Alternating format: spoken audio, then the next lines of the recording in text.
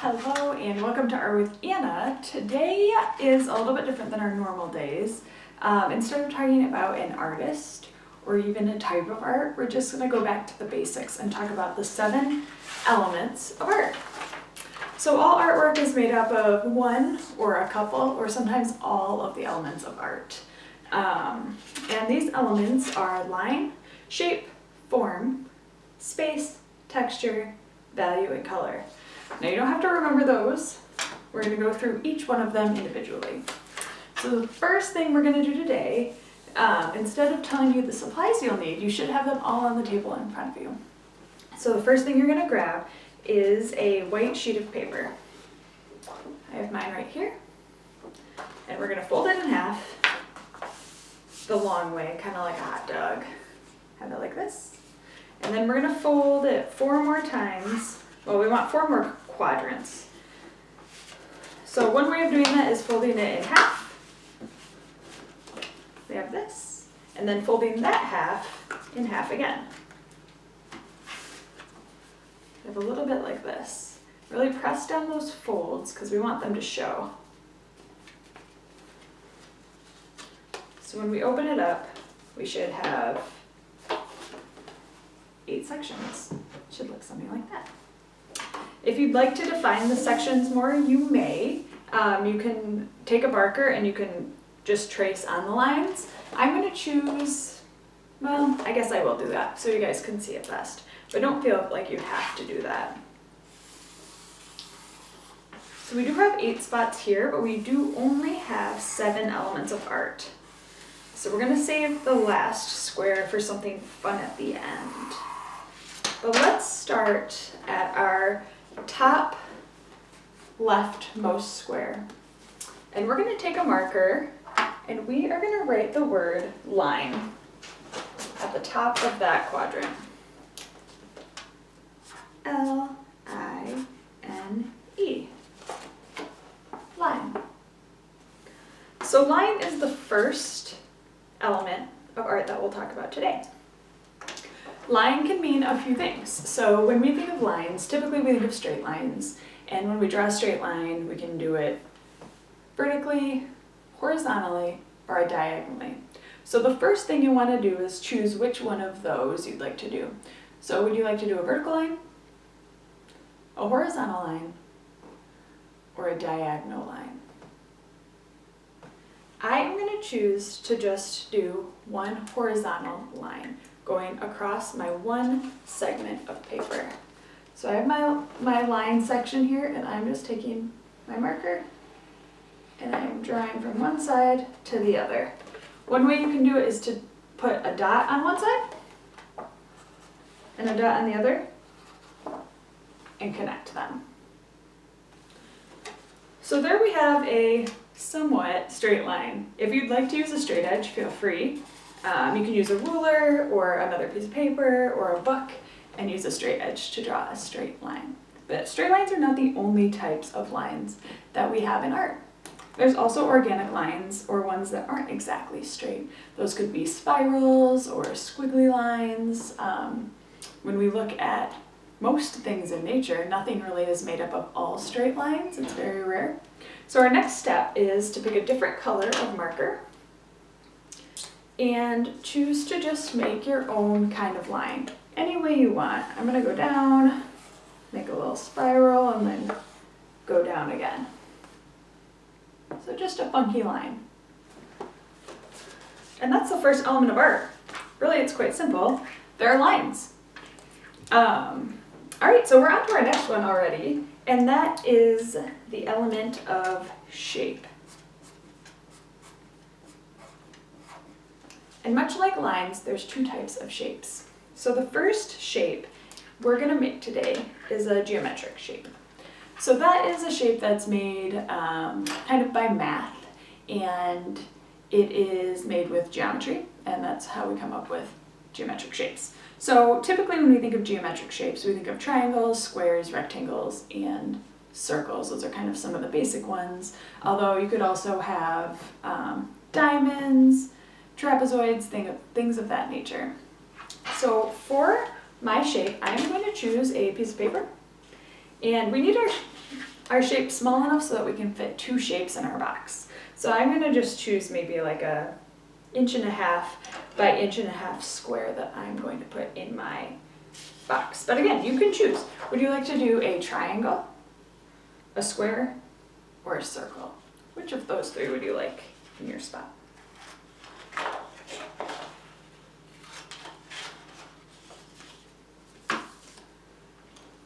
So here I have my square, and I am just going to glue it down in the box that says shape.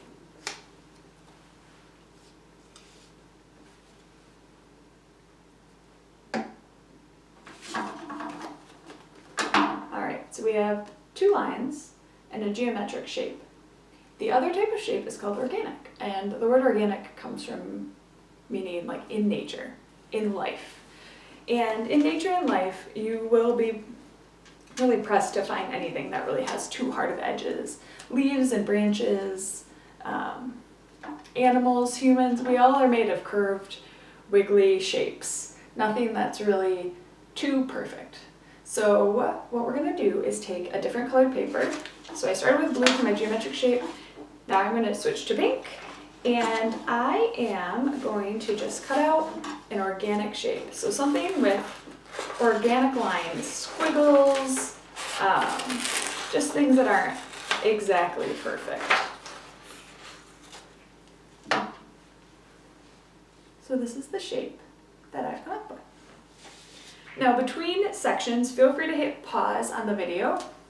I know I'm running through this a little bit quickly, but you can go at your own pace. So you can just press pause if you're still working on the shape before I move on to the next one. So we have our 2 lines and our 2 shapes. So in art, you can definitely see a man named Piet Mondrian. He made all square shapes in his art, and that's what he's famous for. But an artist named Henri Matisse, he did a lot of paper cutouts of really organic shapes that he kind of took inspiration from his garden and the ocean and the birds in the sky. So you can definitely see both of these in art sometimes, but sometimes just one really highlighted in different types of art. All right, on to our next. This one's a little more tricky, but there's just one thing that we'll put in this, and this section is going to be called form. F-O-R-M, form. Our next spot is form. Now a form is something that has dimension to it. So when we make a shape, we're making just a flat object. Form is a shape that shows dimension. So if we're looking at a square, the shape would be the square, but the form might be a cube, like a dice, for example. I will be making a pyramid on mine, and I'll walk you through that a little bit. If you choose to make another form, that would be amazing also. Feel free to do that. I think one of the simplest forms to make is the pyramid. So the first thing we start out with on our pyramid is a diamond shape. We can draw a diamond on our piece of paper. The next step will be to make a dot somewhere above it. So we have a diamond shape here and then a dot up there.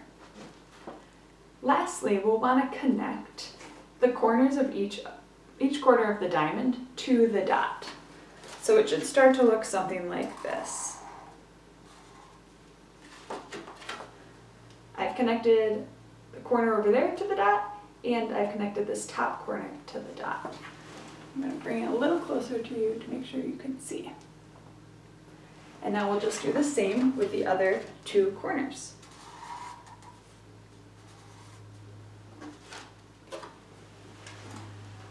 And that leaves us with a 3-dimensional pyramid shape. So any shape that shows dimension to it, that's considered form. So when people draw a human form, they're drawing a human body, but not just the outline of it. They'll draw dimension to it so that you can see that there's more than just a flat surface to the human form. The next element, the 4th element of art, is called space. S-P-A-C-E, space. Now there's two types of space that we'll kind of make in this one section. And the first type of space is positive space. So things that occupy space. When we're looking at our shape, the square would be positive space, something that is taking over space. Now, something we're going to work on today is making negative space. So that's kind of when there's nothing between objects. So you may have seen pictures or outlines of two human faces next to each other. And in the middle, it looks kind of like a vase. So that is what we are going to do today. We are going to take our piece of paper and we are going to cut a rectangle that takes up most of our space quadrant. So it should be able to fill most of your rectangle over here. We're going to then fold that rectangle in half. Now, with a pencil or with your marker, we're going to kind of draw the outline of a profile of your face. So you want to start with a forehead, kind of come in for the eye, out for the nose and back in, and then out for some lips, in a little bit, and then around for a chin. I hope you can see them. This is the face that I have drawn. Now, because we folded it in half, we're going to try to cut out two of the exact same. So we're going to cut out our shape.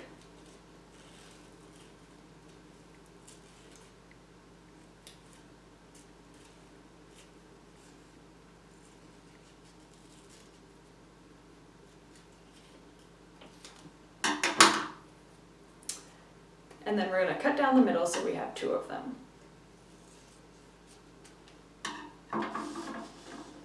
We're going to glue our faces down so that they are facing each other.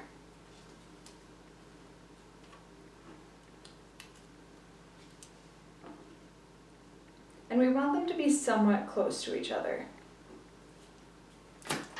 I'll show you what I mean.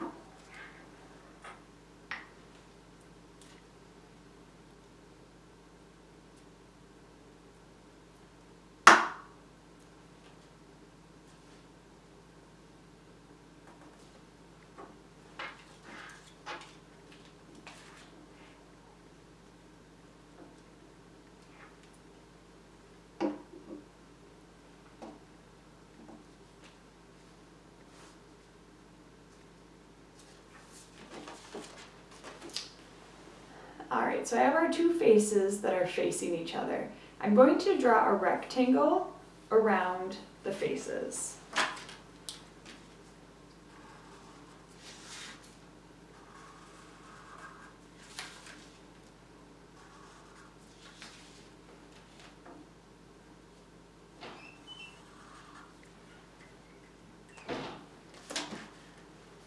Alright, so when we look at the positive space, we're looking at the pink pieces of paper that make up the faces.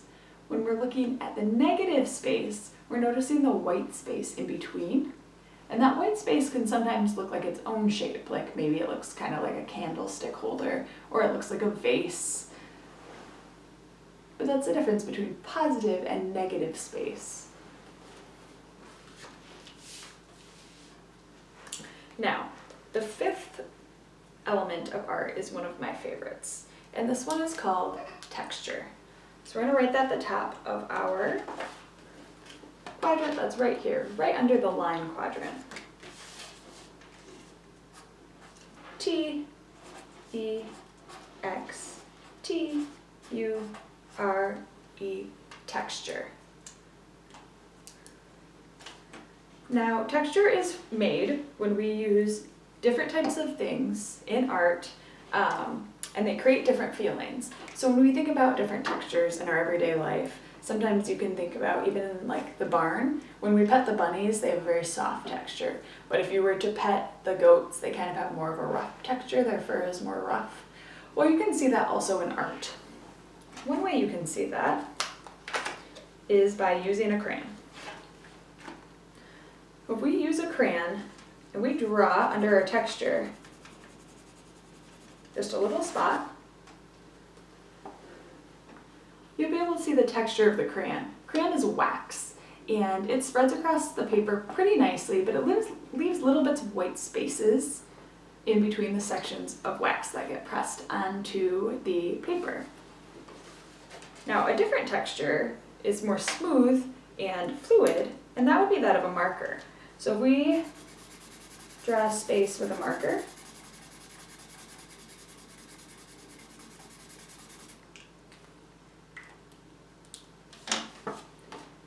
ink creates a different texture. And that texture is flat. It kind of seeps into the paper, and it just really has more of a consistent look to it.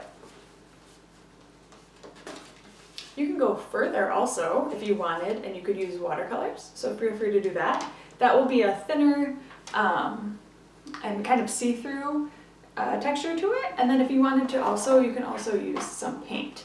And the paint, if you really glob it on, will kind of have that sort of very thick and dense texture. So texture is the way things look to our eye, like they would feel different, or how they physically feel different on the page.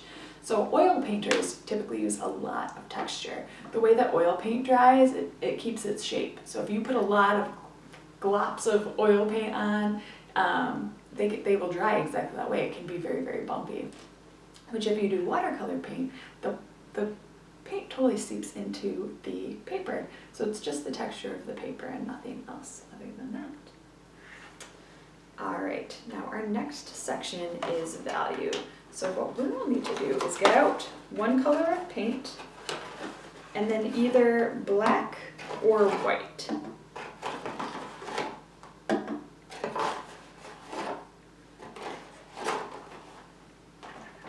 So our next spot is value. V-A-L-U-E, value, which will be this space here. So you should have picked out one color. I'm choosing kind of this pink color. I'm going to put it on a palette. And then you can choose either white or black. I have chosen black. And when we talk about value, it's talking about one color and the lightness or the darkness of this value or of this color. So if you take a color and you add white, you're changing the value to make lighter values. If you take this color and choose black like I have, we'll be making darker values of this one color. So I've got my pink, and I'm going to take my paintbrush, go directly into just the regular pink without mixing at all. And I'm going to make one brush stroke. I've made one brush stroke of just pink. To change the value of the pink, I'm going to add just a very little bit of black.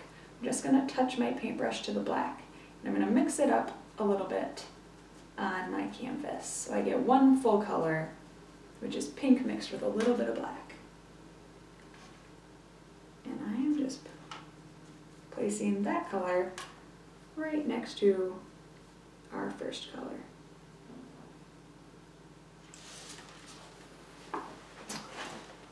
So I don't know how well you can see, but we have the lightest pink, and now we have one value darker right next to it. From there, I'm going to add a little more black to my pink. So we should get even darker value.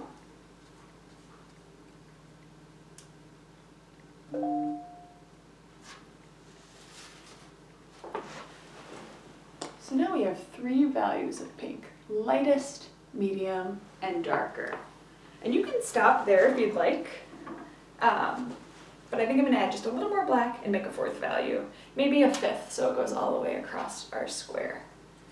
Adding just a little bit more black, got even a darker pink, And then our last spot, I'm just gonna really mostly black. So value again is just one color and the lightness or darkness of that color.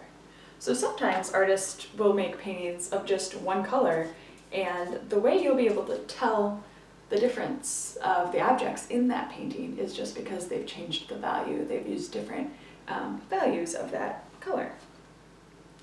Now, the very last of the seven elements of art is color. Now, every artwork has color. White is kind of the absence of color, but in art we still, I think, consider it its own color. So if you just had a white sheet of paper, I guess technically you'd have color. Black is a combination of all the colors, so black is also a color. And all the colors in between are color. So for this next one, we're gonna write color, C-O-L-O-R, color. And what we get to do with this one is do whatever we want with color. So I have my crayons here, but we have watercolors, we have paints. Take at least 2 colors and fill it however you want on your square. I'm going to take a pink, and I'm not going to do red and pink because I think that pink is just a lighter value of red, so we're not really choosing different colors. So I'm going to take pink and I'm going to take blue. Those are definitely 2 different colors, and I think I'm going to take purple because if you mix them together it would make purple. But you take any colors you want. And I am just going to color a section of mine in pink. I think I'm gonna then, the next section be purple. And the last section be blue. You could do the whole rainbow. You could do anything you want as long as it's different colors. So there's my final spot. Now we do have one more area, and you might be wondering what to do with that. That is where you get to experiment a little bit. So I won't have too much to say about that other than take 2 or more of what we learned here and combine them into this last space. So I am going to use some line and some shape, and I am also going to use color for this last one, but you can do whatever you want. I am going to make the shape of a vase, which is an organic shape. I guess I'm also going to use line, and I'm going to make stems that come out of it. So far I have the shape of the vase and the line of the stems. And those are straight lines, but I'm also going to do some flower petal shapes, which are more organic shapes.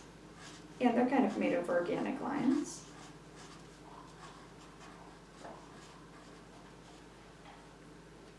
And we've kind of combined a few of our types of elements of art into one last little picture of a vase with some flowers. So take some time to do that today, and I hope you guys have learned a little bit about just kind of the basics of art, the 7 elements that make up all art that there is in the world, and I can't wait to see what you guys make. So have some fun, and I will see you guys next month.